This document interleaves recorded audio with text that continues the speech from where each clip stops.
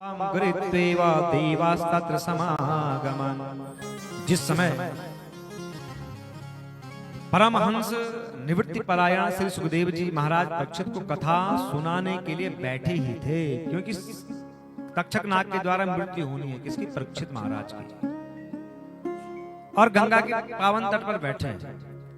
जैसे ही श्री सुखदेव जी कथा सुनाने लग गए, उसी समय देवता लोग आ गए। और अकेले नहीं आए, साथ में क्या है? अमृत कलश है। अमृत भी साधारण नहीं है, समुद्र से निकला हुआ है। आए कथा सुदाम प्रयच्छस्व गृहीत्वे वसुधामिमा। श्री सुखदेव जी को हाथ जोड़ा और बड़े प्रेम से कहते हैं कि आप ये अमृत ले लीजिए और हमें इसके बदले में कथा अमृत का दान दीजिए। एवं विनिमये जाते सुधाराज्ञा प्रपीयता प्रपश्यामो वयम सर्वे श्रीमदा भगवता अमृतम। विनिमय हो जाए, आदान प्रदान हो जाए।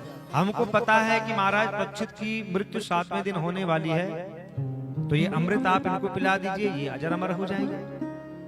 और हमको ये श्रीमद भागवत महापुराण की कथा पिला दीजिए, हम भी अजर अमर हो जाएंगे।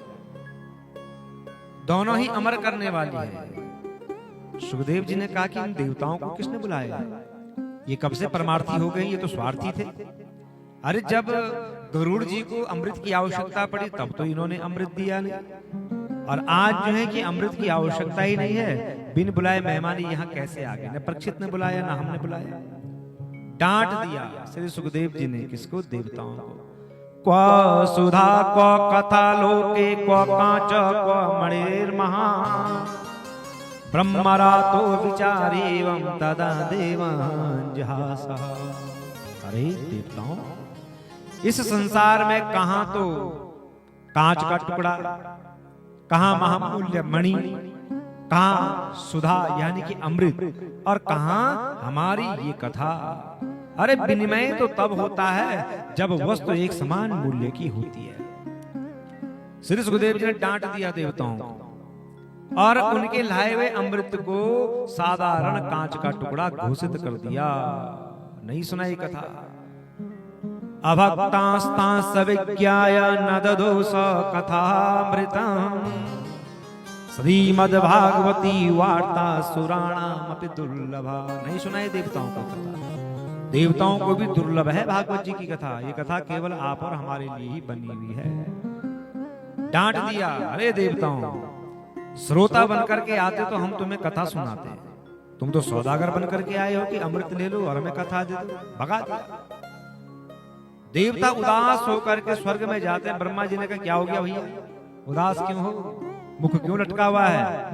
देवताओं ने कहा पता नहीं क्या समझते हैं अपने आप को बाबा। अरे कौन? अरे श्री सुखदेव जी। हमने कहा अमृत ले लो, हमें कथा रूपी अमृत दे दो। कहते हैं कि तुम कथा के अधिकारी नहीं हो, तुम अनाधिकारी हो। तो ब्रह्मा जी ने कहा रुको, क्यों गुस्सा कर रहे हो? आज तो पहला दिन है, जरा हम भी तो देखें कि 7वें दिन ऐसा कौन सा चमत्कार होता है जो तुम्हें कथा ही नहीं सुनाई।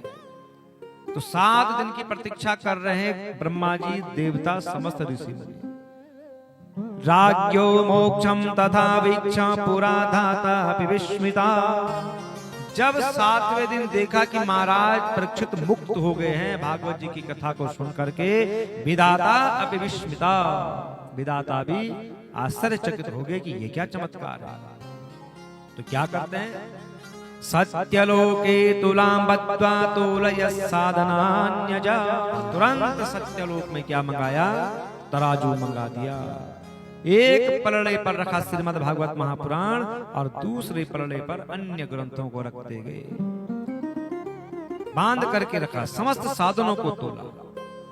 लघुन्यानानि जातानि गौरवेण इदं महत् तदा ऋषिगणा सर्वे विस्मयं परमं ययो। सभी साधन तोल में हल्के पड़ गए और अपने महत्व के कारण भागवत जी सबसे भारी रहे। ये देख करके विधाता अपि विस्मिता, विधाता, देवता, ऋषि मुनि सब विस्मित हो गए। और ब्रह्मा जी ने कहा कि भागवत जी को जो पढ़ेगा, जो सुनेगा वो मुक्त हो जाएगा। बोलो भागवत भगवान की जय। ये विशेषता है भागवत जी की।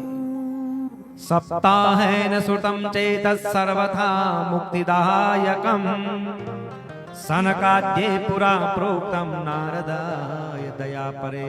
सौनक जी, जो श्रद्धा के साथ इस कथा को सुनता है, भक्ति के साथ सुनता है, उसे भक्ति मिल जाती है।